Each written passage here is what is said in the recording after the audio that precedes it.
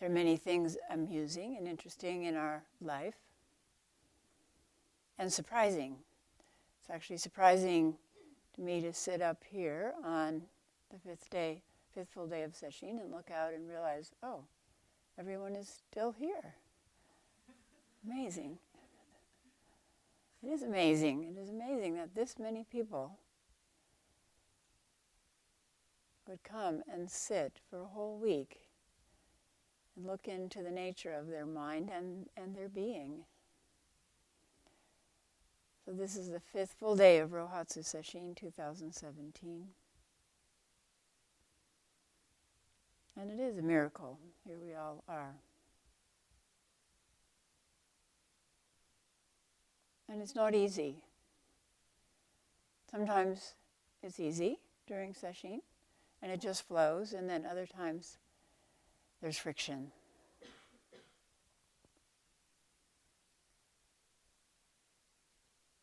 Often in the middle of Sesshin, or a little bit past the middle, the mind becomes a bit uncooperative, and it either says, okay, that's enough delving into my nature.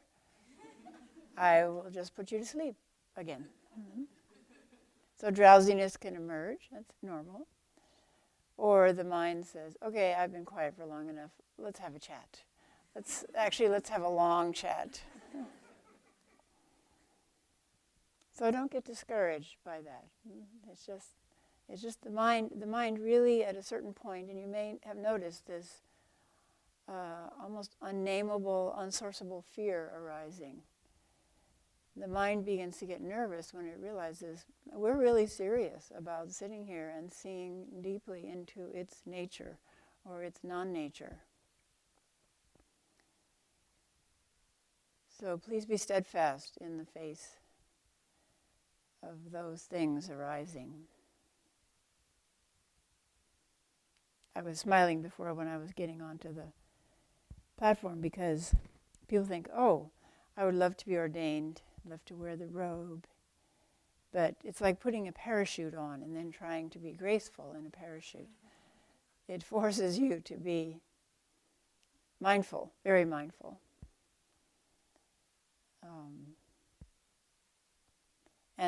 And you'll get all gathered the way you're supposed to gather to get everything up so you don't sit on your okesa and so on.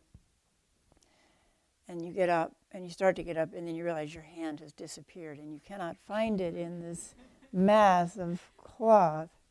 And then, whoa, there it is. Oh, yes, good. I still got a hand. Okay, onward. So it's important to take ourselves lightly during session, very seriously. What we're doing is very serious and very important. Probably the most important thing that human beings can do. Probably the most important thing that human beings can do. But the self, as we begin to see through it, is kind of ridiculous. All of its posturing, all of its defending, all of its complaining, all of its arrogance, self-criticism. Amazing. Okay, we're going to continue with a little bit of some of the Chinese women ancestors and their life and writing. And then Zen moved on to Japan with one of the Japanese women Zen teachers. So this is from Daughters of Emptiness, Poems of Chinese Buddhist Nuns, and it's filled with stories of their lives, brief stories, and then some of their poems. So there's a series of poems. This woman was quite prolific in her poetry. Jifu was born in Huzhou province in Jiangsu to the Li family and was an extremely precocious young girl. She received Dharma transmission from Chan Master Ji Chu Hongchu, 1605 to 1672, who was the Dharma successor of Han Yue Fazang, who himself was a Dharma heir of Miyun Yunwu, but later broke with his teacher over a number of doctrinal issues. Jifu served as the abbess of Miaozan and the Lingrui convents, both located in Hangzhou, Suzhou area. However, we have few details of her life apart from what can be gleaned from her poems, sermons, and other writings. In fact, she left 2 collections of writings. The first of these is a 5-chapter collection of sermons, poems, and other writings compiled during the time she was abbess of Miaoshan Convent. The second collection appeared to have been printed after her death. So this is a very lovely series of poems called Song of the 12 Hours of the Day. This is a song for each hour. Middle of the night, the first hour. So this is actually a theme in Chozen Zen practice, that the day begins at night. In traditional Soto Zen, the day begins, the practice day begins at 5 p.m. or 6 p.m. But here she's talking about beginning in the middle of the night. So when you wake up in the middle of the night, which often happens during Sesshin at this stage, because all of the armor and barriers that we've erected around ourselves to protect ourselves are dissolving. And then there's a vast amount of energy in the universe, unlimited actually, and it can flow in, and you need less sleep, and you're more awake, and you may wake up in the middle of the night, completely normal. Just continue your meditation. Relax the body, and then relax the mind, dispel all worry, and continue your meditation practice. Relaxing the body, and then relaxing and opening the mind to whatever phenomenon are there. And Hogan often wakes in the middle of the night and does sometimes hours of meditation, just watching the shimmering, watching the dark, watching things come and go. Middle of the night, the first hour. In my dreams, I go here and there and don't know how to stop myself. Treading into pieces the green of the eastern hills and the western peaks, then turning over to find one's been nestled in the bed covers all along. True, right? We go anywhere in our dreams. And then, here we are, back in a body in bed. But it gives us a taste of the freedom that's possible in this practice. The cock crows, the second hour. All the routines of everyday life, each one naturally in accord. Over there, by the banks of the river, they scrub their faces until they shine. Over here, rinsing the mouth with tea, then swallowing it down. Dawn breaks, the third hour. I am alone here among 10,000 forms, and I can bear my body. If the Buddha and ancestors came, they'd find it hard to overpower me. Only if a person is herself willing can anyone become intimate with her. Now, this is a theme which will be picked up in the history of another woman nun. A life for the nuns was not easy, and from the time of the Buddha, they could be raped. In fact, one of the reasons that the Buddha created a lot of extra rules for the women, including the women nuns, that they couldn't go walking by themselves, is that nuns were raped, and he wanted to protect them. The sun rises, the fourth hour. In the coral tree groves, the colors are bright and radiant. There is no need to look anywhere else for the Buddha Gautama. His 16-foot-tall golden body is in a single blade of grass. As the sun rises and diamonds appear in the grass, to see the 16-foot body of the Buddha emerging, the 1,600-mile body of the Buddha. Mealtime, the fifth hour. In the new pot, fragrant, mouth-watering grains of fresh rice. When I've finished eating my porridge, I go wash my bowl, then tell the Dharma Master to correct and instruct the others. So this is very interesting. Fragrant rice porridge. You may notice that with hours of meditation, the senses open. And my experience is particularly the sense of smell becomes very acute. And I can't say that I have smelled rice as fragrant, but obviously it is. I remember sitting through the night in Yaza at Sogenji, deep into the night, and in the bamboo grove, and I suddenly realized I could smell the bamboo. I'd never smelled bamboo before. Mid-morning, the 6th hour. Do not split up the great emptiness into this and that. Bells and clappers in the wind are very good at preaching, explaining everything in detail without using a single word. Last night we had cows and coyotes preaching in detail, explaining everything without using a single word. It was very, very entrancing music. The sun shifts south, the 7th hour.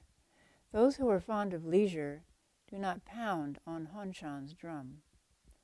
When there's free time, I climb the mountain and stroll about. And when I'm weary, seat myself on the meditation mat once more. So the kind of leisure that enters our life when we're free of the burden of self and the mind's incessant talking and criticizing and judging. Freedom to, here, because of where she lived, climb the mountains and stroll about. But this also refers to an inner freedom, to climb mountains and stroll about. The sun begins to sink, the 8th hour. From the 12-sectioned canon, we can know how to behave. With bowed head, I place my trust in the Great One above and venture to ask how to apply it to this summer of 1665. Late afternoon, the 9th hour. My understanding is still on this side of the river crossing. So she's being very honest and humble about her understanding. My understanding is still on this side of the great river crossing. I chide myself that my cultivation practice is not stronger. When all goes well, I am happy. When it doesn't, I get angry. So very honest about her practice. The sun sets, the 10th hour. A curve of moon hangs over the willow by the window. I blow on the kindling and the furnace fills with smoke. 4 or 5 flecks of dark ash fly up over my head. So these poems are, the Chinese poems in particular, very evocative of these tiny details, which usually the mind passes over, but when the mind is clear from meditation, every tiny detail is quite beautiful. Golden dusk, the 11th hour. Time for the mice to venture out to steal the pale honey. At the foot of my bed they make a racket late into the night, which disturbs this mountain monk so she cannot sleep. That reminds me of my first 7-day Sesshin at ZCLA. I was sleeping with another woman in the library. So sometimes I feel very badly about our guest dorm here, but at ZCLA, we slept on the floor between the stacks in the library. So you had a little space between rows of bookcases. And we had just settled down for the night, and I was feeling so peaceful and so loving and so calm. And then I heard squeak, squeak, and then I heard a cat pounce on the mouse, and the mouse screamed, and then there was a crunch, and then crunch, and then crunch. But okay, I guess this is included. Took quite a while to finish off that mouse.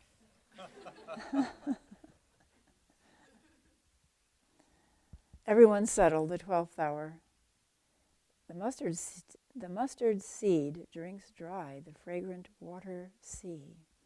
when we're really dry, like a dry mustard seed, we can soak up so much. So much. There's so much in the Dharma to soak up. As me Roshi, after we'd all been transmitted and left and we would go back and meet with him, he would say, there's so much still that I have to offer you. And there's so little time. Beneath my robes, the mani jewel suddenly radiates light, singing in unison with the lanterns on the outside pillars.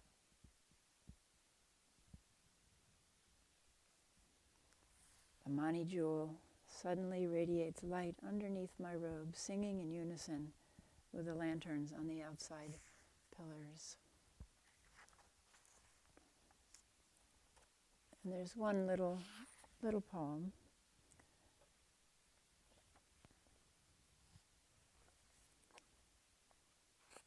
about death.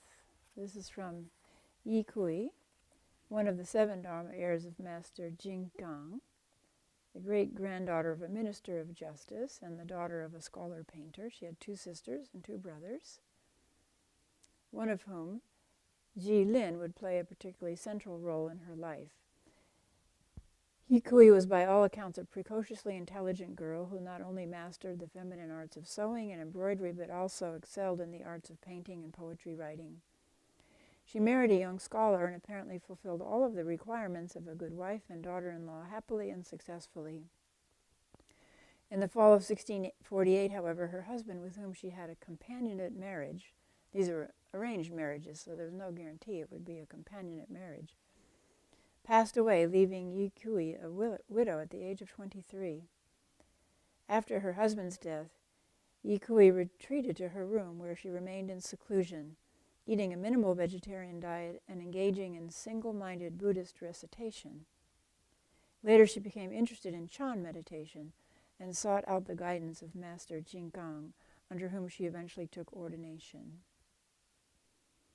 She lived in a convent, but then after her master died, she moved into a hermitage on the riverbank, which her brother had built for her, which was called Cloister of Investigating Communality.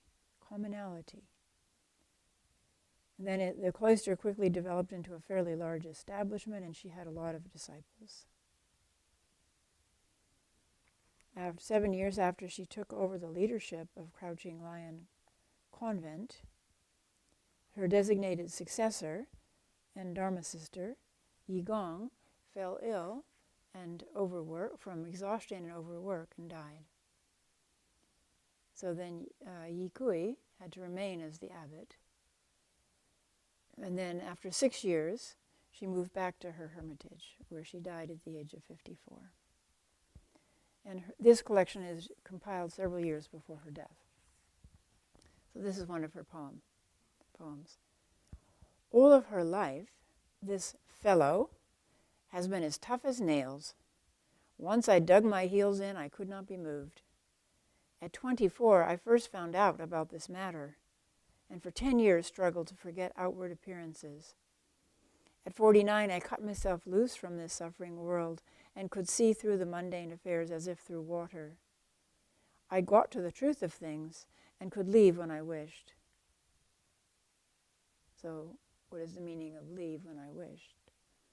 But I stuck to my labors for 7 more seasons of spring. Now, in front of your eyes, the iron nails will turn to dust, and the 4 great elements will disperse like wind and fire. When leaves fall, one knows autumn has come. Now is the time for me to return to the source. Ha, ha, ha! Footloose and fancy-free. That's me.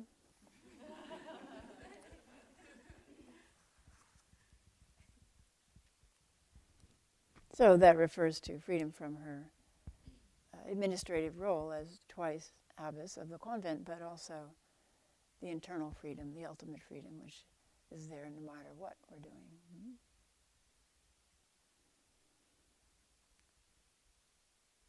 Dogen Zenji wrote in praise of Miao Xin, who lived about 880, so this was hundreds of years before Dogen Zenji. Miao Xin, who's in our chant lineage of women ancestors, was a disciple of Yangshan, as was a woman that I'll be talking about a little bit later, iron grinder Ma. When Yangshan was looking to choose a director of the monastery's office for secular affairs, he asked around among the retired senior and junior officers. This is what Dogen Zenji wrote. Which person would be suitable to appoint? After an exchange of questions and answers, Yangshan at last said, although Miao Xin, the kid from the river region, is a woman, she has the determination of a person of great resolve. She is truly the one qualified to serve as the director of the office for secular affairs. All in the assembly agreed. When in the end Miao Xin was appointed director of the office for secular affairs, the dragons and elephants among Yangshan's disciples had no misgivings.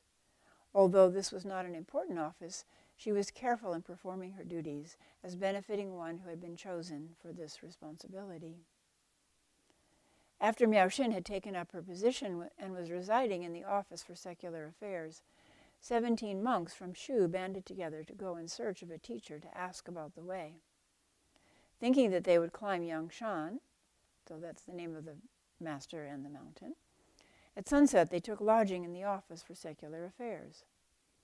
During the evening lecture, while they were resting, someone brought up the story of Cao Qi Zhuaozu's words on the wind and the flag. But what each of the 17 monks had to say was wide of the mark. So they're discussing a story which is recurrent in Zen literature of monks who are debating. They're watching a flag flapping, and they're debating. Is the flag moving or is the wind moving? So the master who overhears this gives different responses in different stories. But here it is happening again. So the mind is relentless in arising in different generations and getting into arguments about the very same things. But what each of the 17 monks had to say was wide of the mark. At that time, Miao Xin, who was on the other side of the wall, heard the monks and said, "How lamentable, you 17 blind donkeys! How many straw sandals have you wasted in your futile search for the Dharma?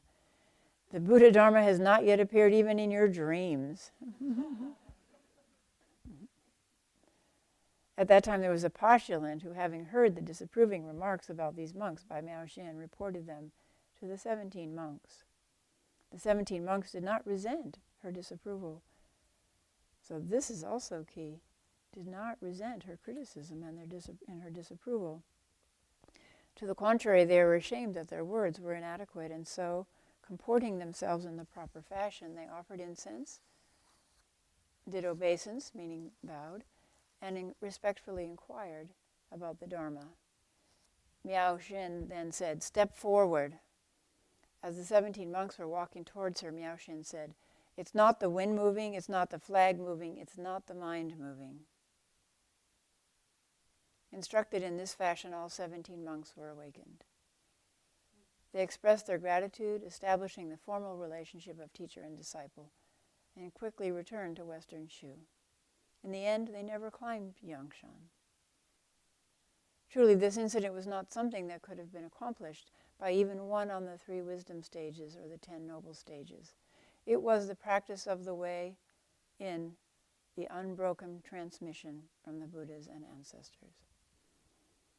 So Dogen Zenji is saying to be able to see what was wrong in the person's mind, what was off in all of their minds, and then to address it directly.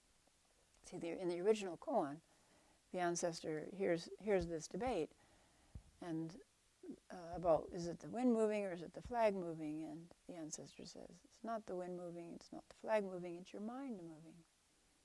But here Miao Xin takes it one step further. It's not the wind moving, it's not the flag moving, it's not the mind moving. So that leaves us, we had an answer before, it's my mind moving. But now we have no answer. What is moving? So this is something that just spontaneously flows out in response to the need. It's not something that can be accomplished by all the different stages of moving up through the ranks in whatever business you're in, including the Zen business. It's the direct practice of the way, where the wisdom flows out when there's nothing in the way. There's a very lovely koan. How do you know that there is wind? How do you know that there is wind? We have this word. We all agree on, oh yeah, wind. The wind is blowing, the wind's not blowing. But how do we know that there is wind?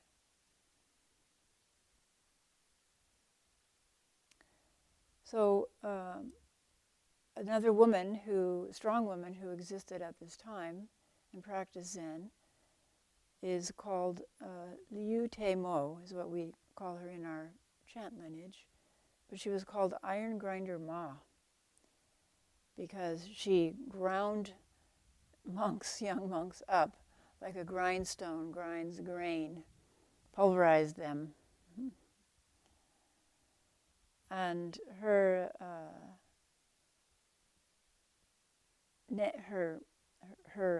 teacher, and then later her companion in the way, was Kuei-shan, who was a successor of Paichang. And Kuei-shan had a huge monastery, 1,500 people, 43 enlightened disciples. And Kuei-shan called himself, in Japanese we call him Wei-shan, in Chinese Kuei-shan. And he called himself a water buffalo, which is a hint that helps you understand this koan. So he called himself a water buffalo, which reminds us of another koan, Isan's buffalo.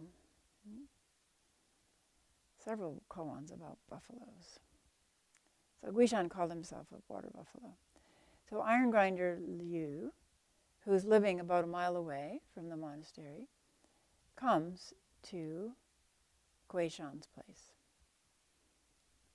And she says, Iron Grinder says, tomorrow there's a great communal feast on Taishan.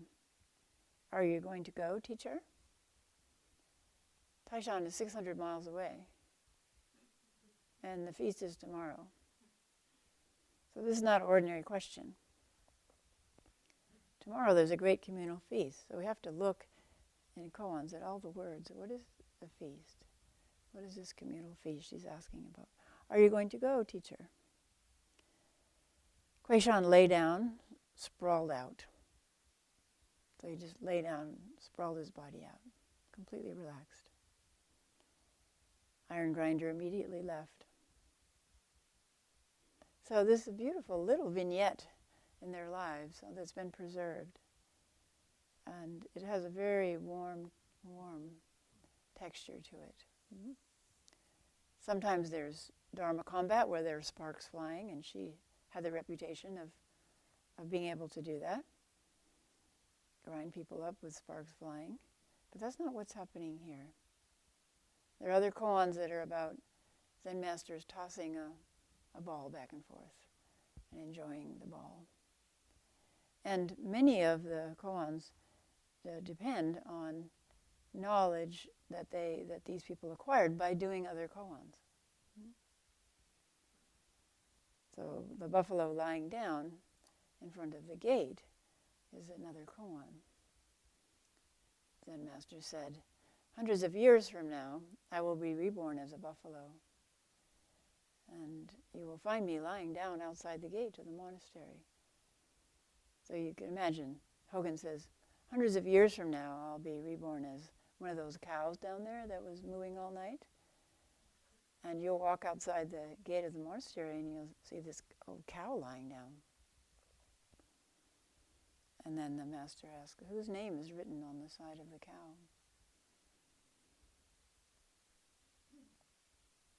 So this is the kind of back and forth that they would have been very familiar with.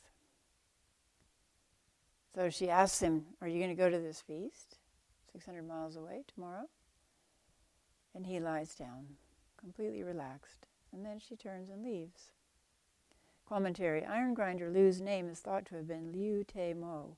Some translations refer to her as Grinder. Others use the name Grindstone.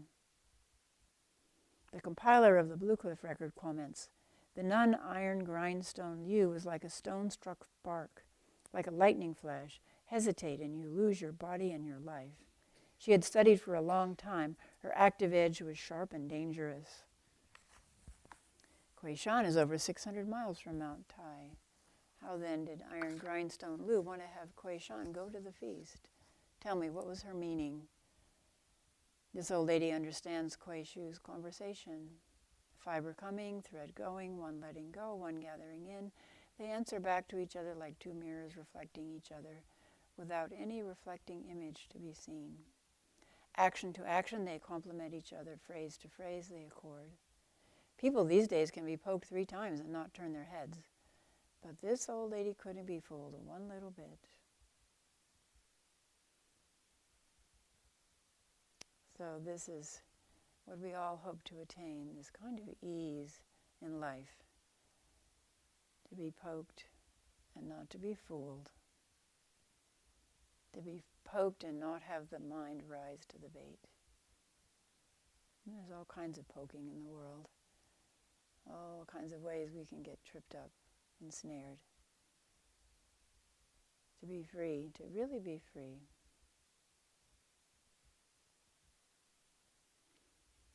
So now we move to a Japanese nun, the nun Eishun, who lived in the mid-1300s. So the Japanese flavor is different from the Chinese flavor. The Chinese flavor of the poems, you could see, is very lyrical, almost mystical, seeing the truth everywhere, in the shadow moving across a stone, in the moon reflecting in the water, in the breeze, in the pine trees. But then in China, in Chan dialogue, it's very direct, and that continues in Japan. So the nun Eishun was the sister of Ryo-an Emyo, who was abbot of Saijoji. And his sister Eishun was very beautiful. She was renowned for her beauty. But she had never married. She refused to marry. And so she was past 30 when she went to Saijoji to ask her brother to ordain her.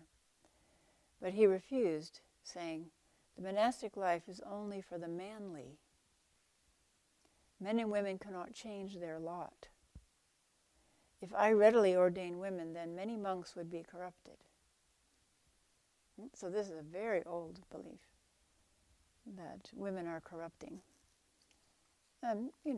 Simply speaking, beautiful, we see it here, a nice-looking young woman walks in and you can see the attention and the behavior changes. Oh, better behave a little bit better.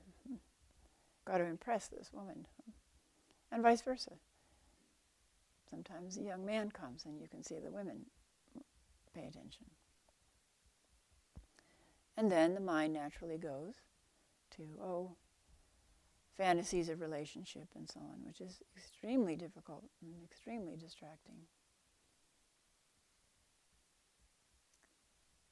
If I readily ordain women, then many monks would be corrupted. This is what the Buddha said. When his stepmother, his foster mother, his aunt, came and asked that the women be ordained, she came with a huge gathering of women, some of whom were widows because of wars, and some of whom were effective widows because their husbands had up been ordained and gone off with the Buddha, and there they were, left to cope on their own. That was very difficult for women in India. Traditionally, both in India and in China, you had to have the three things to protect you. You had to have a father when you were younger, a husband after you married, and then a grown son if your husband died. So those 3 things were necessary to ensure your physical safety and getting food in India, being taken care of. So the Buddha was very worried when this huge group of women, including his beloved aunt who had raised him, came and begged for ordination. They already had shaved off their heads, had already dressed in monastic robes, and had walked for days and were covered with dust. And were weeping. You can see the tears dripping down their dusty faces. When the Buddha refuses, their request for ordination. But then Ananda, fortunately, intervenes. And Ananda is much beloved by women of Zen for the fact that he did step in and say to the Buddha, isn't it true that if women undertake the Dhamma and the discipline being the precepts, that they too can know their own true nature? And the Buddha said, yes, that is true. The Buddha has to speak the truth. That is true. And then Ananda essentially said, well, before that, I think it's very interesting, Mahapajapati asked 3 times. She asked 3 times of the Buddha, and that's very traditional. You'll see that throughout the Pali Canon, that questions are asked 3 times. If the Buddha is silent, then it's asked again, and then it's asked again. And usually on the 3rd try, the Buddha feels an obligation to reply. And the Buddha's reply in some translations after Mahapajapati asked him the 3rd time when he had been silent the first 2 times, his reply traditionally is, please don't ask this of me, woman. And you can feel the pathos. Please don't ask me of this. Don't ask this of me. Because he knows that things will get complicated. And yet when Ananda talks to him, Ananda clarifies the Buddha's own anxiety and distress. And so the Buddha ordains women. But here we are with the same idea. If I readily ordain women, then many monks in my monastery would be corrupted. Corrupted by their own minds, of course, not by women. So then Sesshin seized some red-hot fire tongs and burnt her face. And because of this, Ryoan was forced to admit her to the monastery, and he shaved her head and gave her the precepts and ordained her. But she continued to be sexually harassed by some of the monks, and to her brother's credit, he expelled them from the monastery. And it's said that she excelled in Zen debate. So then there's an obligation when you know you're being admitted with reluctance to prove yourself. And that can be turned into great determination. Rather than great doubt about having great doubt communicated to you, it can be turned into great determination. So here's one story from her biographer. So this is recent enough that we have more biography. 20 monks and one nun who was named Sesshin were practicing meditation with a certain Zen master. Sesshin was very pretty, even though her head was shaved, her face was scarred, and her dress plain. Several monks secretly fell in love with her. One of them wrote her a love letter insisting upon a private meeting. Sesshin did not reply to him right away. The following day, the master gave teisho to the entire assembly. So, like this. And when it was over, Sesshin arose. Addressing the one who had written to her, she said, "If you really love me so much, well, come, embrace me now." He fled.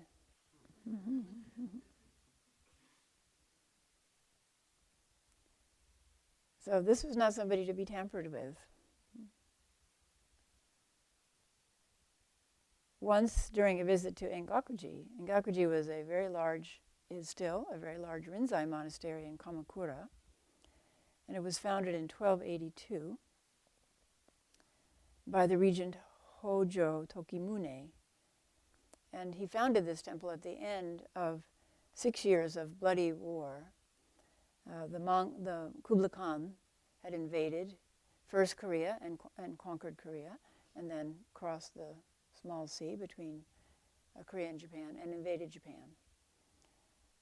It was quite a huge invasion, thousands of soldiers, and it said 300 large boats and 500 small boats. So you get an idea of the size of Kublai Khan's army.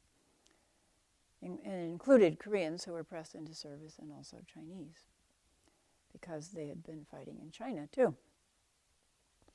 But Hojo Tokimuni's army was able to repel the Mongolian invasion after 6 years of warfare, and you can imagine what that would be like in a small country like Japan.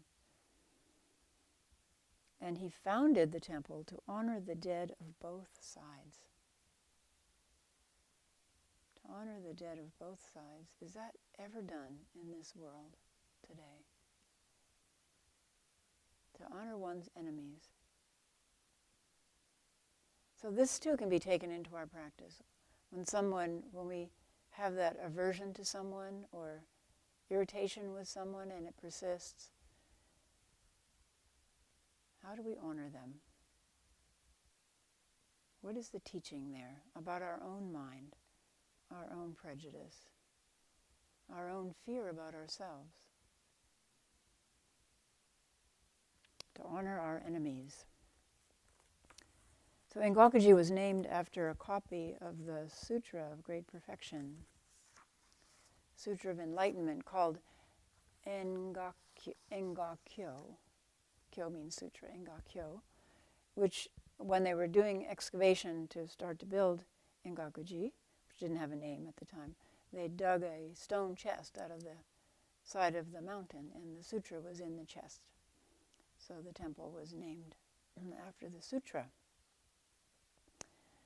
And at this time, in Eishin's time, Engakuji had over 1,000 monks, and they had a very severe reputation and especially severe in their treatment of outsiders, people who came in. So it would be like bullying, I'm sure, when someone new came in, even just to visit. It could be very severe.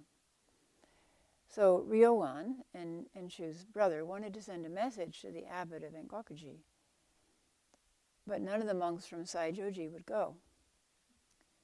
Eishin was the only one who volunteered. Engakuji, when she approached Engakuji, the monks saw her, and they wanted to embarrass her, harass her. So one of them rushed out of the gates and raised his robe to expose himself and said, "This old monk's thing is 3 feet long." Eishin calmly lifted her robe, opened her legs towards the monk, and said, "This old nun's thing is deeper than that." And continued walking. So we have to look always in these Zen dialogues deeper. There's layers of meaning. So there's the literal meaning with which she's besting him, but she's also besting him with something else that's deeper. Another translation is, "This old nun's thing has no bottom," which is also very interesting. So what the monks were doing was othering, treating another person as an object to satisfy your need for power or for pleasure, to reassure yourself that you are okay, to cover up the suffering that you need to delve into by yourself. And in this week, while we are sitting here, there is a revolution occurring in this country. It's very interesting.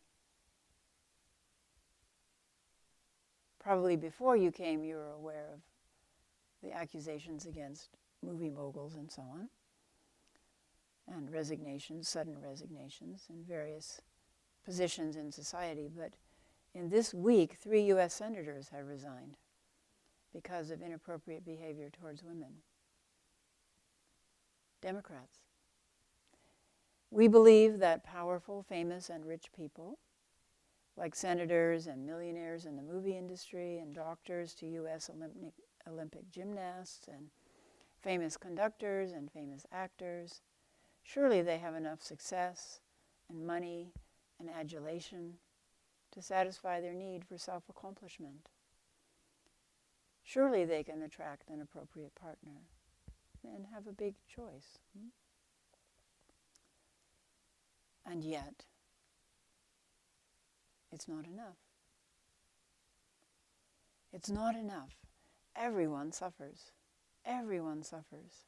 The Buddha told us this, but still, somehow we believe that winning the lottery or winning the Nobel Prize would really make us happy. If they do not know the source of their suffering, if they do not know this the only sure cure,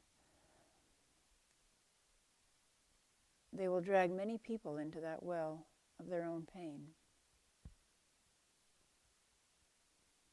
And there are articles now about the actresses whose careers were who were very promising. Dozens of them, probably hundreds of them, whose careers were very promising but were derailed by sexual harassment.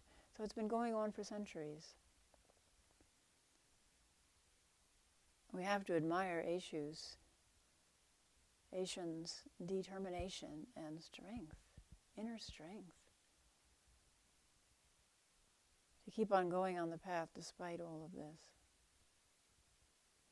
Another time when Aishu visited Engakuji, the abbot served her tea in a wash basin instead of a tea bowl. And immediately she said, "Oh, abbot, you must drink tea out of your own bowl," and gave it back to him. So this is also lovely to contemplate. Drinking tea out of your own bowl. You have to drink tea out of your own bowl.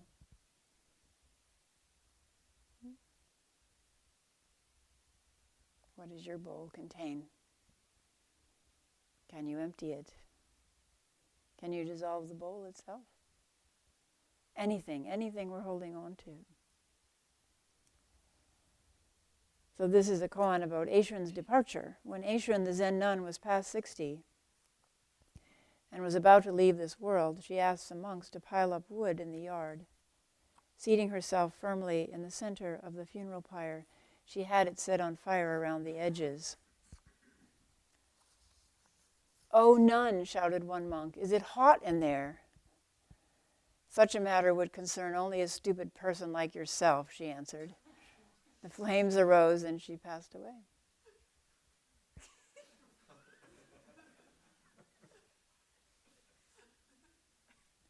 So she had already been forged in fire.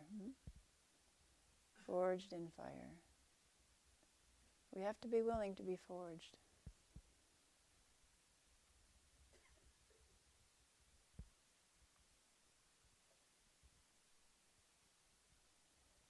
So this last koan is a very short one, but very sweet.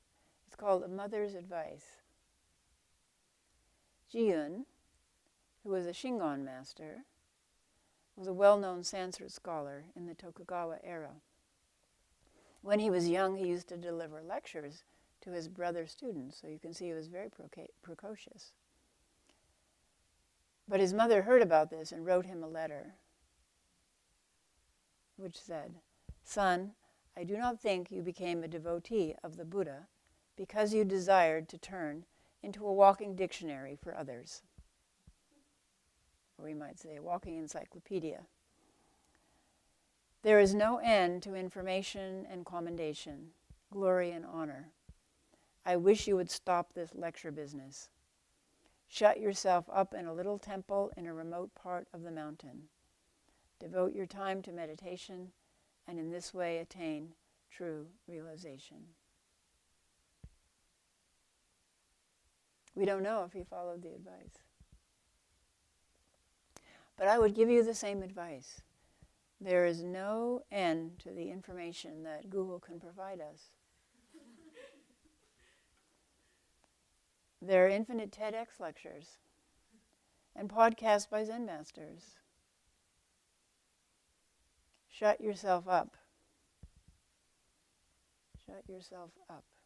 Not just physically shut yourself up in this room, in this monastery for a week, but shut yourself up. For the next 2 days, and devote your energies to this most important practice, meditation. This blessed practice, meditation. Be diligent, be determined, be warm-hearted towards yourself and others. Be supremely optimistic about your enlightenment, continuously emerging through your own body and mind. Be fearless in the face of the many obstacles that the mind can throw up to prevent you from seeing through it to what lies behind it, to what lies behind, around, in between, and within everything.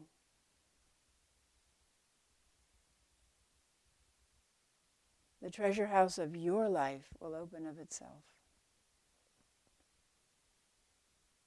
The treasure house of your life will open of itself, and it will be yours to enjoy freely. Please, in these remaining hours, please practice diligently.